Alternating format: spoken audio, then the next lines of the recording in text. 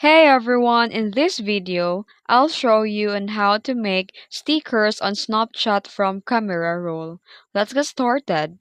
First, open Snapchat in your iPhone and then here tap the Memories icon and go to the Camera Roll tab.